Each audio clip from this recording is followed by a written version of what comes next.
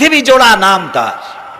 কবি বলছেন, শাহনে জাহাं को जिन्हें फख्र से देते थे बाज, वाज कब्र में है सूरह अलहम्दु की मोहताज। যে শাহজাহানকে কর দিয়া ট্যাক্স দিতে পারলে জনগণ নিজেদেরকে গৌরবান্বিত বলে মনে করত, সেই শাহজাহান কবরে শুয়ে আছে, সূরা ফাতিহার মুহতাজ হয়ে আছে। সুবহানাল্লাহ। যদি কেউ আমার কবরের কাছ থেকে হেঁটে যাইতো আর একটু সূরা ইখলাস পড়ে সবরেসানি করতো, আমি কিছু পাইতাম। আহারে, এই এতিম ফকির হয়ে শুয়ে আছে। এক ফকির দিল্লি ঘুরতেছে, একজন বলছে, ভাই তোমারে তো খয়রাত করে দেখতেছি আমি সেই ছোটবেলা থেকে, খালি তুমি খয়রাত করো। একটা জিনিস আপনারা মনে রাখবেন, গরিব, আজকে যারা গরিব পরিশ্রমের মধ্য দিয়ে কালকে তারা ধনী হতে পারে, কিন্তু যারা ভিক্ষুক, যারা ভিক্ষা করে, জিন্দেগিতে কোনোদিন তারা বড় হতে পারবে না। ভিক্ষা করা যাদের অভ্যাস, জীবনেও বাড়ি করতে পারবে না, জীবনেও ধনী হইতে পারবে না, কিন্তু গরিব ধনী হইতে পারবে। কারণ হলো আল্লাহর কাছে দুইটা বৈধ জিনিস অত্যন্ত ঘৃণিত। কয়টা? একটা হলো তালাক, আর একটা হলো ভিক্ষাবৃত্তি, মানুষের কাছে চাওয়া। আল্লাহ পছন্দ করেন না। তো ভিক্ষুক ঘুরতেছে, একটা লোক বলল, মিয়া তোমার তো সারা জীবনই খরচ করতে দেখি। খরচ করবো না, করবো কি? যার কাছে যাই সে দেয় 4 আনা 2 আনা 1 টাকা, এর বেশি তো দেয় না। তেদি আমি কেমনে বড় লোক হবো? কয় যে তুমি বাদশারের চোখে দেখো না, বাদশারের চোখে দেখো না।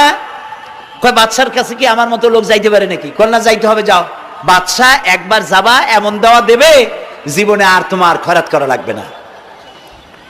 পাতি শিয়ালের পিছনে ঘুরে তো লাভ নাই।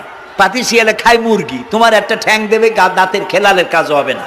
বাঘের পিছনে ঘোরো, বাঘে খায় গরু আর হরিণ, একটা রান দিলে তুমি 1 সপ্তাহ খাইতে পারবা। কাজে ঘুরতে গিয়েও বোঝা উচিত কার সাথে ঘুরি। তো বলছে বাদশার কাছে যাও। তো বাদশারে পাবো কই? কই তো দেখলাম কেবল মসজিদে ঢুকলো। তারপরে ফকির গিয়ে দাঁড়ায় আছে বারান্দায়, দেখে যে উনি বাদশা ভেতরে বসে হাত তুলে আছে ভাবে, আর চোখ দিয়ে পানি পড়ে দাড়ি ভিজে ভিজে পড়তেছে। নামাজ শেষ করে, মোনাজাত শেষ করে বাদশা বেরিয়েছেন। কোন বাদশা? শাহজাহান। বাইরে আসার পর ফকির বলল, আসসালামু আলাইকুম বলে ফকির রওনা করছে। বাদশা বলে, দাঁড়াও, তুমি যে রওনা করলা, তোমার তো ভিক্ষুক মনে হয়, আর লোকেরা যারা ভিক্ষুক না তারাও তো আমার কাছে চায়, আর তুমি তো ভিক্ষুক, চাইলে না কেন কিছু? ভিক্ষুক বলে, জাহাপানা, আমি কিছু চাইতে এসেছিলাম আপনার কাছে, কিন্তু আপনার করুণ অবস্থা দেখে আমার জ্ঞানের চোখ খুলে গিয়েছে। আমি দেখতে পেলাম আমি যার কাছে চাইতে এসেছি, আমি তো কান্দি না, হাতও পাতি নাই। যার কাছে চাইতে আসতাম দিল্লির সম্রাট, আবার কোন সম্রাটের কাছে হাত পেতে ভিক্ষুকের মতো কি জানি চায়, আর চোখ দিয়া পানি পড়ে দাড়ি ভিজে ভিজে পড়ছে। আমার জ্ঞানের চোখ খুলে গেছে, দুনিয়ার বাদশার কাছে আর চাইব না। বাদশা কান্দে যে বাদশার কাছে, তার কাছেই চাইব। প্রিয় ভাই সব, এই জন্যে জিহ্ন সাফ করে ফেলুন। দুনিয়ার কোনো মানুষের জন্য, মানুষের কাছে নয়, কোনো কবরে নয়, কোনো কারো কাছে নয়, আল্লাহ তাআলার কাছেই আমরা নামাজের মধ্যে ঘোষণা করেছি, ইয়্যাকা না'বুদু ওয়া ইয়্যাকা নাস্তাঈন। আল্লাহ তাআলা, তোমার একমাত্র ইবাদত করি, তোমার কাছেই সাহায্য চাই। কাজেই সাহায্য আল্লাহর কাছে। কার কাছে চাইবো বলেন? আল্লাহ আমাদের ঈমান পোক্ত করে দিন। আমরা বলি আমিন, আমরা বলি আমিন। অসুখ বিসুখ হইলে পরে ধৈর্য ধরবেন। অনেক মানুষ আছে জ্বর হইলে কয় যে এত নামাজ পড়ি, খালি জ্বর আমারই হয়, এত রোজা রাখি, ভালো ভালো কাম করি, আমার ছেলের অসুখ মোটে সারি না। এই জাতীয় কথা বলবেন না। মুমিনের পায়ে যদি কাঁটাও ফোটে, সওয়াব থেকে খালি নাই। সুবহানাল্লাহ। ধৈর্য ধরতে হবে। কাঁটা ফুটছে, বলেন ইন্না লিল্লাহ। আজাবান লিল মুমিন, মুমিনের জন্য বড়ই আশ্চর্য ব্যাপার, বিপদ হইলেও শুকর আদায় করে, আর সুখে থাকলেও শুকর আদায় করে। সুবহানাল্লাহ বিহামদি। বিপদ আসলে সে বলে ইন্না লিল্লাহি, বলেন ইন্না লিল্লাহি ওয়া ইন্না ইলাইহি রাজিউন। আর যখন শান্তি আসে বলে আলহামদুলিল্লাহ। দুই অবস্থায় তার জন্য নিয়ামত আল্লাহর তরফ থেকে সে পায়, আলহামদুলিল্লাহ। প্রিয় ভাই সব, তো আল্লাহর উপর ঈমান আনার জন্য কয়টা শর্ত বলছিলাম? এই যে প্যাচ লেগে গেছে, কয় যে 3টা। আল্লাহর উপর ঈমান আনার জন্য শর্ত কয়টা? 4টা। 4টার বলছি কয়টা? 2টা। আরেকটা হচ্ছে আল্লাহর কুদরত, এ বিশ্বাস করা। আল্লাহর কুদরত মানে শক্তি। আল্লাহর কিছু বিশ্বাস করবেন বলেন জোরে? শক্তি।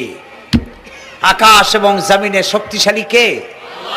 কিন্তু আমার দেশের জনগণ, কিছু কিছু রাজনীতিবিদরা বলে জনগণই নাকি সকল ক্ষমতার, সকল শক্তির উৎস। কি পাগল! তুমি ক্ষমতার উৎস? নাকের মধ্যে ময়লা, দাঁতে ছাতা, পেটের মধ্যে দুর্গন্ধ ভরা, ক্ষমতার উৎস। আশ্চর্য কথা। এই যে ক্ষমতার উৎস, হাজার হাজার লোক এখানে বসা, 2টা ভাউয়া ব্যাংক যদি 2 কোণা দিয়ে ঢোকে, ভাউয়া ব্যাংক চেনেন? বিগ সাইজের ব্যাংক, 2টা যদি দুই দিক দিয়ে ঢোকে লাফাইতে লাফাইতে, সামনে যারা আছে এমনি লাফাবে। অন্তত টঙ্গী তামিরুল মিল্লাত মাদ্রাসা ছাড়াইয়া তারপরে ফিরে তাকায় বলবে, ভাই আমরা দৌড়াই কেন? ব্যাংকের সামনে অসহায়, বল্লা ভীমরুলের সামনে অসহায়, সাপের সামনে, বিচ্ছুর সামনে অসহায়। তারা কয় সকল ক্ষমতার উৎস জনগণ। কপাল পোড়া! ক্ষমতার উৎস জনগণ নয়। এটা কোরআনের সাথে কন্ট্রাডিকশন হয় এ কথায়। আল্লাহ বলেছেন আন্নাল কুওয়াতা লিল্লাহি জামিয়া। সকল ক্ষমতার উৎস কে? আল্লাহ। চিল্লায় বলো আল্লাহ। ক্ষমতা কি দেখছেন? মাত্র 1.5 মিনিট। কয় মিনিট? মাত্র 1.5 মিনিট। আল্লাহ বলেছেন কোন, সাথে সাথে তামিলনাড়ু, মালয়েশিয়া, ইন্দোনেশিয়া, থাইল্যান্ড, মালদ্বীপ, শ্রীলঙ্কা, 2 লক্ষ লোক শেষ, 1 লক্ষের খোঁজ নাই। সমুদ্রের পানি 33 ফিট উঁচু হয়ে এসছে। সুবহানাল্লাহ কই ইচ্ছে করে না? বিজ্ঞানীরা বলেছেন ভারত মহাসাগরের তলদেশে ফাটল ধরেছে, ওর কয়েক কিলোমিটার নিচে ভূমিকম্পের উৎপত্তি হয়েছে। ভারত মহাসাগরের পানি 3 হাত না 4 হাত, কত কিলোমিটার আল্লাহ জানে। এই কয়েক কিলোমিটার নিচে যে মাটি, সেই মাটিরও কয়েক কিলোমিটার নিচে ভূমিকম্পের উৎপত্তি। এখান থেকে ভূমির কম্পন হয়েছে। সেই ভূমিকম্পে সমস্ত মহাসাগরের মধ্যে, ভারত মহাসাগরের মধ্যে জলকম্পন শুরু হয়েছে। পানির কম্পন, মাটির কম্পন একসাথে। 33 ফিট উঁচা, মানে 4 তলা বিল্ডিং এর মতো উঁচু হয়ে আসছে পানি। 4 তলা পরিমাণ উঁচু হয়ে পানি চলে আসছে। বাড়ি গাড়ি সব কিছু খড় কুটার ন্যায় সব উড়িয়ে দিয়েছে। এগুলোরে কপাল পোড়া নাস্তিক যেগুলি, তারা বলে প্রাকৃতিক দুর্যোগ। ওর বাপের মাথা। আচ্ছা, প্রাকৃতিক দুর্যোগ, প্রকৃতি কি? কোন জন্তুর নাম? প্রকৃতি কোন জন্তু, জানোয়ারের নাম?